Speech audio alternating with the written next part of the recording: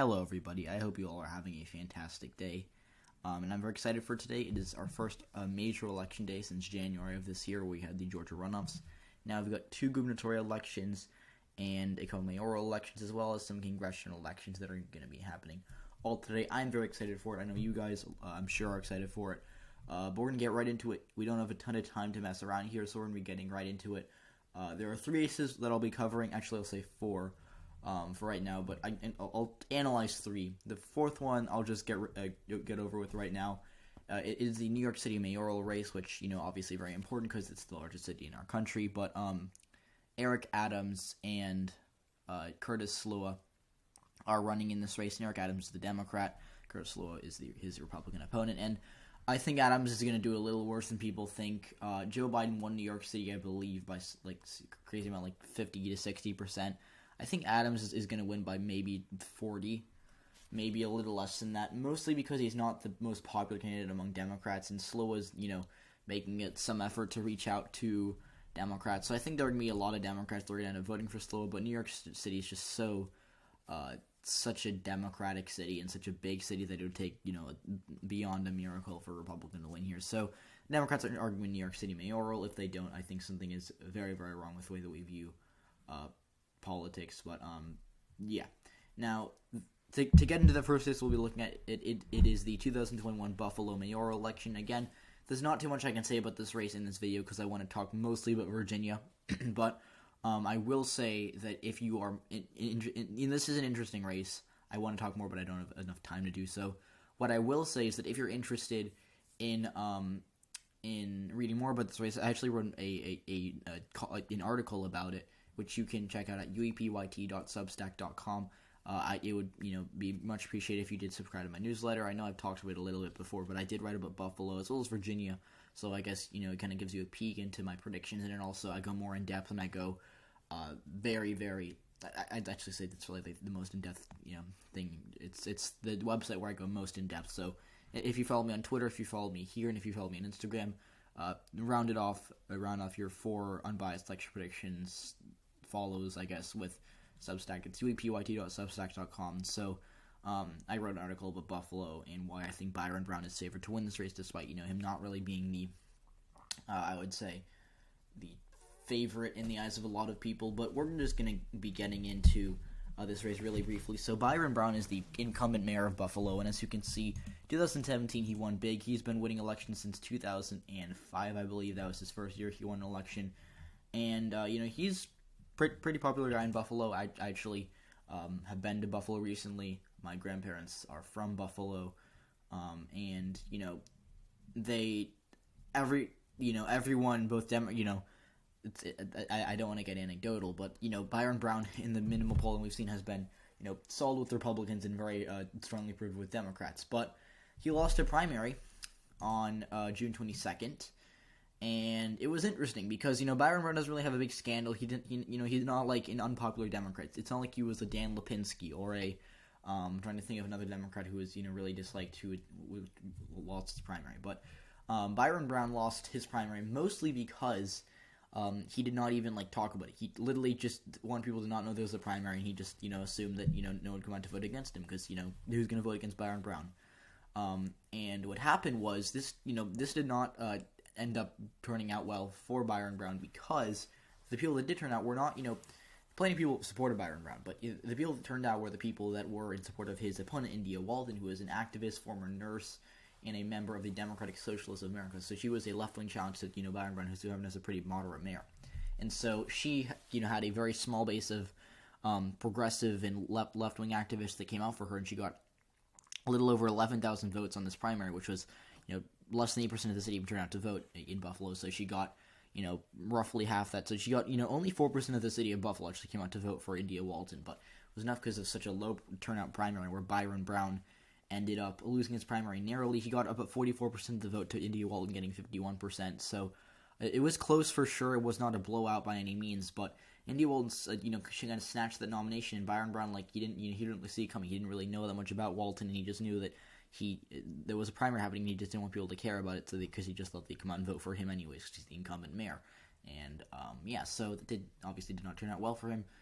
But his campaign did not end there because he joined the race as a write-in candidate. So he's going to be running as an independent write-in candidate. He's going to govern as a Democrat, and I think if he does win, he'll be a registered Democrat. For this race, since India Walton got the Democratic nomination, Byron Brown is going to be running as the independent in this race. So it's going to be interesting. It's going to be really tight. If this was just a two-way race between Byron Brown being the independent and being actually on the ballot instead of having to be a write-in, I'd say he's far and away favored by, probably double digits. But if you actually have to write him in, that's going to take a lot of effort on his part. Now, the most recent successful large-scale write-in campaign we've seen was 2010, where Lisa Murkowski was able to pull off a write-in victory over Joe Miller and, to a lesser extent, Scott McAdams. But Lisa Murkowski ran a very, very impressive campaign where she essentially kind of made light of her situation, and she ran commercials, most famously the spelling bee ad, where she had a girl spell out Murkowski to remind Alaskans to go vote for Lisa Murkowski and write her name in on the ballot. So Byron Brown has not done a spelling bee ad, but he has made an attempt to use the bully pulpit because he's the incumbent. He still gets plenty of airtime in the city of Buffalo, but he has attempted to kind of get his name around, say, write in Byron Brown, because he's more known than India Walton. She's the Democratic nominee, but Byron Brown has the advantage of being the incumbent and being someone who gets basically all the airtime on TV he wants. So he's using the bully pulpit, and he's using the influence he has around the city of Buffalo, especially with the establishment, I guess, to kind of get his name around and use that to his advantage. And he's made this race really close. It's mayoral races are always hard to predict just because of how small the electorate is, because of how much the polls fluctuate. But what I will say is that I do think Byron Brown is favored in this race. The only poll that I've seen recently, and actually I can click on polling here, but the only polling I've seen has had Byron Brown ahead of India Walton, and Emerson was the most recent one to poll. They're usually the most well-known pollster, and they had Byron Brown up by 18%. Polls in small elections are not super reliable, but it's when you're up by 18 with 2 weeks to go to election day, that's never a bad thing. And we've kind of seen a trend where Byron Brown's up pretty solidly, and the only close poll was Emerson had him up by 10 in August. So Byron Brown might have gained momentum, and I think it's mostly because India Walton's got a very enthusiastic base that's going to definitely come out for her. So she'll have the enthusiasm. She'll have the enthusiasm in it for sure. But her base is only so big because Buffalo's no Seattle or San Francisco or Portland. It is a Democratic town for sure, but it is not progressive in a way that they're going to be electing Bernie Sanders is and Elizabeth Warren's. It's a much more blue collar, working class area where you have a lot of older voters that are Democrats, but they're going to be coming out for moderate Democrats or maybe even moderate Republicans, which is why Mitt Romney ran ahead of Donald Trump in Erie County, which is the county that Buffalo is located in. So Byron Brown, I think, is favored. The polling we've seen. The polling we've seen has been in his favor. He also kind of is winning the endorsement battle. Walton's been endorsed by, I think I wrote about this, but just to make sure I'm right, endorsements. The two Democratic senators, plus Bernie Sanders and Elizabeth Warren, and I believe Alexandria Ocasio-Cortez as well. She's been endorsed by Gillibrand, Sanders, Schumer, and Elizabeth Warren. So she's got that. So she has kind of the big names, but Byron Brown's got the more local officials. Talking about what he's got, he has Thomas Suozzi, who is a representative from downstate New York, so he's from the city. But he's got the Buffalo News. He has Nick Langworthy, who is the chair of the New York Republican Party, and he also, I believe, does have he does have Nen Zvako, who's the former Attorney General of New York. So, he's gotten a few endorsements from some Democrats and some Republicans. So, the Republicans that turn out to vote in Buffalo, which is not going to be too many, because, they don't really have a candidate on the ballot anyways, they're going to be turning out for Byron Brown. And I think that's going to give him the win. It'll be close. I think it's going to be 50 to 45, but I think Byron Brown's going to edge it out. So, first prediction, Byron Brown, mark it, going to win the Buffalo mayoral race today. Now, to go over to New Jersey, we got another interesting race here that's getting closer than I expected. I still think Phil Murphy's favored, and I'd much rather be him at this point, but it's been, interesting. So Phil Murphy in 2018, or 2017 rather, he beat Kim Guadagno, or I think it's actually Kim Guadagno. Yeah, it's Kim Guadagno.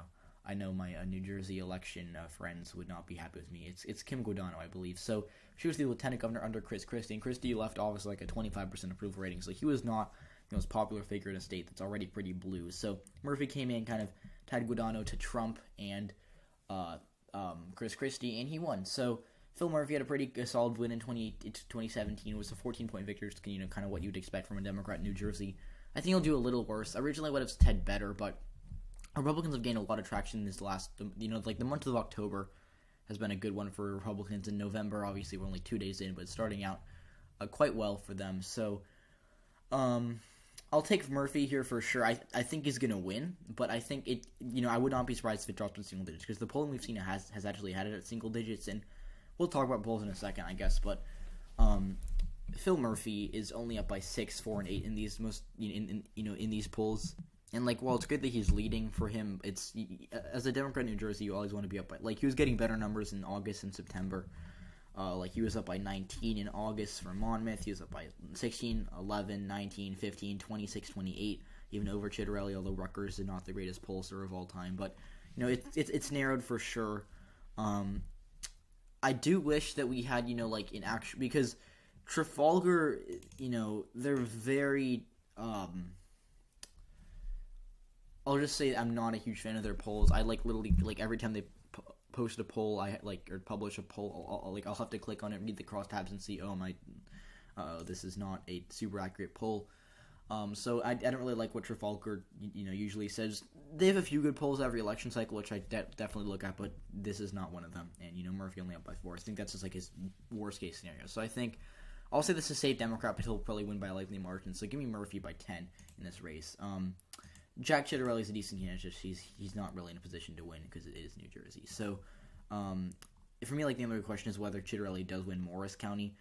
It was a Biden plus 5 county. He'll probably end up losing it, but that'll be interesting to see. So, New Jersey, mark it down. The Democrats are going to win it by 10%. So, now it's time for Virginia, and this is really important because Virginia, I think we got a lot to talk about here. So, I did write an article about Virginia on Substack. Go ahead, read it. I posted it yesterday, November 1st, or I think actually Halloween. I spent my entire Sunday writing that before I went out. But I will say is that this race is anyone's ballgame. And, I would not have said that a month ago or 2 months ago. But, Glenn Youngkin, as you can see on your screen, if you didn't already know, has a polling lead over Terry McAuliffe. And so, first of all, I guess I'll begin by saying this.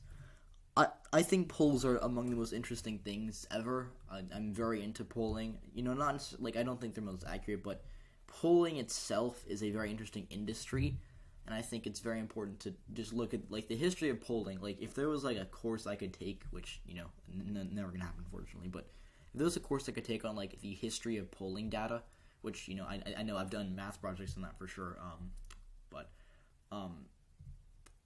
if there was I think that the polling is so interesting because I read when I was younger, I read it, but I don't really want to go on a tangent here, but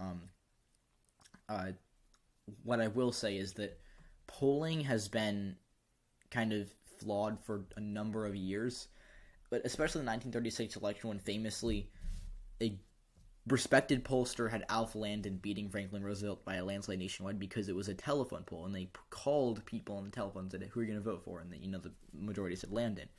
But they failed to remember that the vast majority of Americans were not wealthy enough to have telephones in the middle of the Great Depression. So they were calling wealthy, very wealthy white, or predominantly white homeowners who were conservative, and they voted for Landon. But the vast majority of America voted for Roosevelt because they were more middle class and poorer. They didn't have telephones. So that was the biggest major polling miss, and that was embarrassing. But obviously 2016 happened. 2020 was a really bad year for pollsters, including the ones that had Biden up by a point in Texas, or him winning Florida by 11. So polls have really taken a huge hit. Now some states are better at polling than others. I trust a poll more in Georgia than I do in Wisconsin, but at the same time, I try to take all polls with a grain of salt, and this case is no it's no exception, because in the elections we've had this year, polls have actually underestimated Democrats. So I know it's different from the usual narrative, because usually polls forget the silent majority of Republicans, that kind of thing.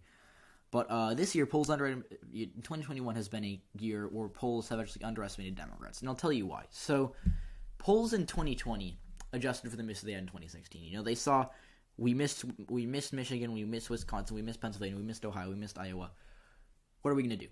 And what they did was they started to oversample white voters. They started to oversample rural voters. They started to oversample working class voters in more rural areas that were likely to vote for Republicans. They said, okay, well, if we give the Republicans a little boost here, kind of a handicap, maybe it'll account for our errors, and we can actually, have better polling that'll, account for the potential miss or the miss we had in 2016. And in 2020 that was a disaster because they failed to account for a lot of shifts in the suburbs that happened with white voters who voted for Republicans at the past, and they thought would vote Republican again, but they voted for Joe Biden, and then they oversampled suburban college-educated voters, and that gave them wonky results. Like you'd say, for example, I think the polling average in Pennsylvania before Election Day was like Biden plus 6 or something. Now he won it by a point, so it wasn't off, but it was still, it was still pretty bad.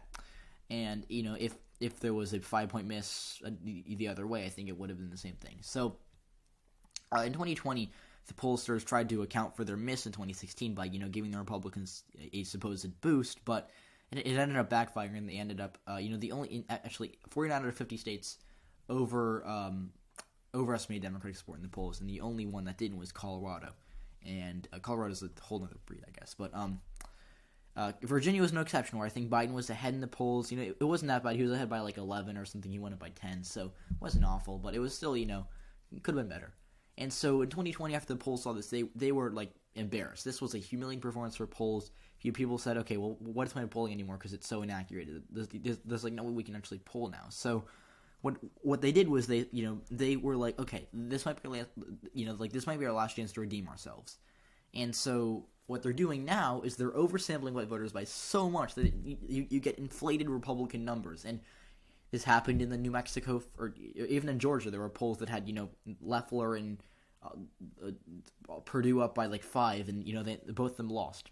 And we saw this in the New Mexico for a special election where, it was supposed to be, a semi-competitive race, and the Democrats won by 24, despite the only poll we saw having them up by 16. So it wasn't an awful miss, but the poll from I think, Elections Daily had the Democrats up by 16. They oversampled white voters by like 10%. So I saw that. I was like, wait a minute, that can't be right. And, the Democrats, sure enough, they outperformed the poll. The California recall, Democrats, there was a point in time where California was statistically tied between Republicans and Democrats. And then, a month later, Democrats come back, and they win California recall by the same margin they won in 2018. Nothing changed. The same people voted for Newsom came back for him. The same people voted against Newsom came back to vote against him. Nothing changed. The polls at the end of the day, I think, or on election day, they Newsom up by like 12 or 13. He won by like 25. So, polls have tried to account so much for the polling miss they had in 2016 and 2020 that they've created a whole new polling miss just the other way. And I think that this series can be, I could be wrong, but I think it'll be proven to be correct tomorrow because Glenn Youngkin's up by 1 in Virginia right now as of the evening of November 2nd when I'm filming this video. But what I will say is that I think Terry McAuliffe is favored, and I'd rather be McAuliffe heading into election day, and I think he's going to win. So, for a couple reasons. So, just to, a poll that really, really bugged me, and I mentioned this earlier, but Trafalgar had a poll that I was not a huge fan of. So, I just kind of made this into a spreadsheet, but I just posted it on Twitter, which I think might be better. But here is the poll which I posted on Twitter. By the way, as I always say, follow me on Twitter. I post a lot of stuff on Twitter, and it's kind of like a peek into what I'm thinking, or that kind of thing. But so I did some crosstab stuff. It's really not that hard. I just kind of like netted out what they were doing, and I paired it to the 2020 exit polls, which are not going to be the most accurate, but it's the best estimate you're ever going to get. And so this poll oversampled white voters by 4%, which is a Republican group. They oversampled seniors by 8%, which is, that's a lot in a state like Virginia that's usually competitive.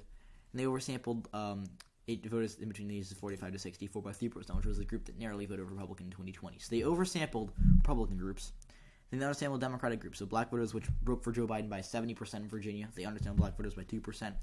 They undersampled Hispanics by 2% as well, another more Democratic group. And we saw the 8% figure over here with the age. They basically took 8% of the voting, or I guess let's say 16%. They took 16% of the electorate that's, voting based on their age, and they got much more responses from seniors than from the youth vote. And, younger voters in Virginia backed Biden by like 25%. So, 18 to 29 is a group that did vote for Joe Biden, and I think he, is in Terry McAuliffe. It's going to be a huge part of his campaign to get these voters out to come vote for him. And, Trafalgar undersampled them. So unless there's some massive change, which by the way would not make too much sense, and I'll talk about that in a second as well. this poll is wrong. And, just to kind of put the icing on the cake, just like kind of say what I was saying here. This poll is understandable Democrats in general by 2%, which may not seem like a lot, but when you have a state like Virginia, a 2% turnout in terms of party registration can make or break. And I get that Virginia does not technically have party registration, but like the poll itself literally had said like they asked the voters, so it's not really a guess. It's just like actually what they're calling themselves. So not necessarily the greatest poll. Trafalgar, like I said, you kind of have to look at their crosses before reading the headline because look, Trafalgar, they had Youngkin by 2. Insider Advantage and research had Youngkin up as well narrowly. I didn't really look at these polls because I don't have enough time to look at every single poll. I prioritize Trafalgar because they have a lot of weight. But what I will say is that the polls you've seen that have had McAuliffe up are much more accurate, or appear much more accurate than the ones that we have seen that have Youngkin up. And so, yeah, I think that's, and I'll talk about the Fox poll in a second, or actually I'll do that right now. Yeah, if they had Youngkin up by 8, okay, Fox is wrong. I'm sorry, but the electorate, I'll literally leave it at this. They sampled in a Biden, and instead the Joe Biden won by 10%. The people that they surveyed voted for Trump by 1%. They are assuming that the electorate that trips out in Virginia will have voted by Trump by 1%. So unless 20% of Democrats and 0% of Republicans just do not turn out on election day, which is highly unlikely, that poll is simply not accurate or not close to being accurate. When you have a pool of people that vote for the other party by 1% in a state that the other party won by 10, like if you have a poll in Virginia that oversamples Republicans by 11%, that poll is not worth your time. It's just not. That poll was not that bad aside from, the massive undersample of Democrats. But when you have a poll that's R+1 in a D+10 state, you're not going to get an accurate result. So when you see Youngkin up by 8, it's because the group they sampled preferred Trump by 1. So, yeah, Youngkin's going to, what that poll tells you is, Youngkin's going to run ahead of Trump with Virginia. He'll probably, lose by less. But at the same time, it's you can't expect Virginia to turn into a state that all of a sudden votes Republican like it's 2004, because it's 2021, not 2004. So, yeah, that's my rant about polls. I think that's really all I need to say about polls. Polls don't really mean too much for this race. A lot of bad polls have Youngkin up, but a lot of bad polls have McAuliffe up. I don't really care what the polls have to say. But what I will talk about is just some of my, cigar thoughts about this race, which I pull up on Twitter as well. So, our first thought here is, I say, yet another #VAGov thought. Nate Cohn is the Democrats up 2-1 in terms of early vote right now. Unless you're telling me that the GOP can make that very uphill climb on Tuesday, I'm not moving this race away from leaning Democrat. So what I mean by that is, right now, from the early vote, which is always going to favor Democrats, the fact that Democrats are up 2-1 is not really a surprise, although, it's a lot, but still not a surprise. The fact that Democrats are up 2-1 right now in terms of the early vote means that unless Republicans can get a lot of turnout, in the same thing with Georgia runoffs, unless they can get a lot of turnout with the right people, it's just, they're not going to be able to win. And I say that because when you talk about midterm electorates, let's just kind of crash, and this is like a super complicated topic that I'm not going to fully be able to kind of put in your mind if you don't know what I'm talking about prior to doing this. But I encourage you to listen to, podcasts, do your own research. But what I'm saying is that midterms are always more college educated than presidential elections because they're just, as we all know, midterms have lower turnout than presidential elections, and the people that turn out for presidential elections that don't turn out for midterms are usually non-college educated voters who are rural. And, that can be voters of any party. Democrats don't turn out for, plenty of Democrats don't turn out for midterms. And in the past, like in 2014, the reason the Democrats got wiped out, not because Obama was super unpopular. He was not unpopular by any means in 2014. The reason the Democrats got obliterated in 2014 was because they didn't turn out to vote. They forgot there was a midterm, and you're like, oops, well, I guess the Republicans have control of the Senate and have almost super majority in the House now. And they kind of flipped that in 2018 where Republicans did not turn out as much as Democrats did, but at the same time, you have to at this point in time we have to reckon with the fact that Democrats have made gains with the right groups for midterms. In presidential elections, it doesn't always pay off for them. I think they're going to lose in 2024. But they've kind of created a bit of a safety blanket that they didn't have in the past in midterms because what they're doing is they have essentially traded a lot of working class and more rural voters for suburban voters. And in presidential elections, it's not always going to work out for them. But in midterms, the people that are turning out for midterms that turn out at higher rates than rural/working class voters are college-educated voters in the suburbs, because they actually, they're more likely to know that there's a midterm. They're, more likely to be paying attention to politics. So when you've got kind of that in your head, I guess, you can start to think, well, if Democrats have traded this variable for another variable, then you're kind of getting into, it really comes down to, is Glenn Youngkin going to make enough gains with the right voters to win Election Day? Because, he can. He has the ability to, for sure. The only issue that I see with that is that he needs to revert Virginia back to 2014. And even in 2014, the Republicans still lost the Senate race there by a point, which was a red wave year. So, unless we see, like I said on my article, there's no indicator in the fundamentals right now. Joe Biden's unpopular, but he's not unpopular enough for his party to lose the state that he won by 10 last November. Unless we see, and national environment's kind of part of this too, because in 2014, I know I was bringing this up, Republicans won the national environment by 9%. Right now, they're, the most recent poll, I think, from YouGov had them down by 6, which I don't think is true for the record. But the polling in national environment seems to show that it's still in Democratic hands, which, plausible, but not, I wouldn't say it's national environment's a whole other thing we need to talk about. But, if the polls are anywhere close to right, Democrats have the national environment well in their hands.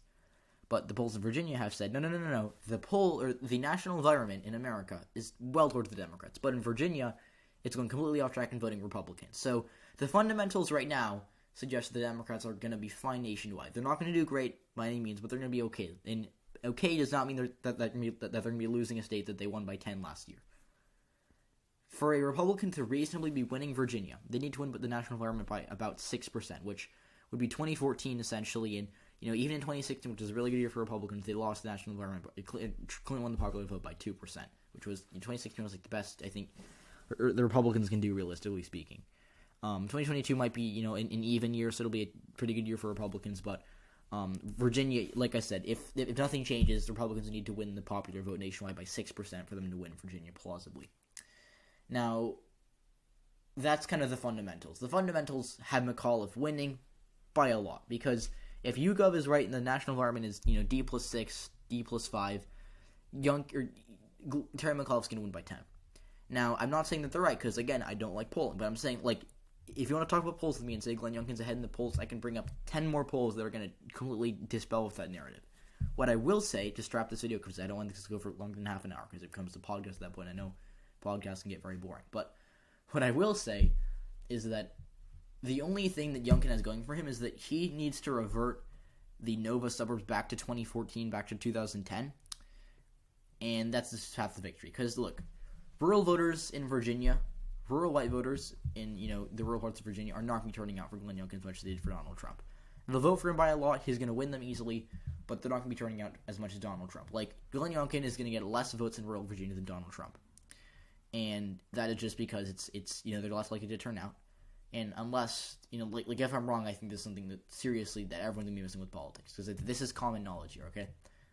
And the lack of turnout that Youngkin is getting from the rural white, or I shouldn't say lack, because it'll be fine, but the decrease in turnout that Youngkin is going to be getting from the rural areas of Virginia that voted for Trump, like I said, he'll still win them by a lot. He might actually outrun Trump with them, but less of them will turn out to vote.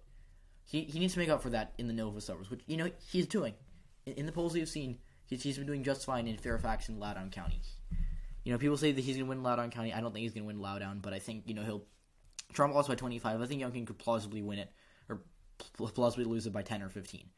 That would be an improvement for him, because Loudoun is a county that has not voted Republican at the state level since 2014, or I believe, right, maybe. I think it was close to 2014, but I know for a fact Bob McDonnell, who's the last Republican governor of Virginia, won it by 22 in 2009.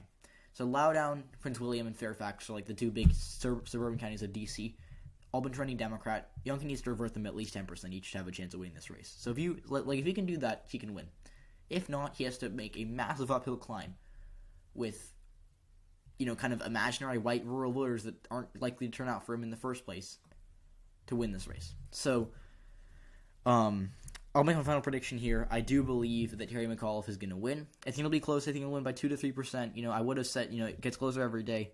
like if Youngkin had a week, if this election was on November 9th and November 2nd, I think Youngkin would win.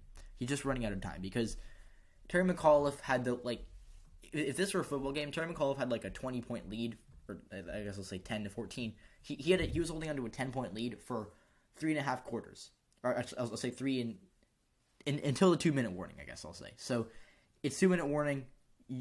Youngkin's got the ball, but he's down by 10. He scores a touchdown. He recovers the onside kick, but he's still got to go 50 yards. That's how I would view this race.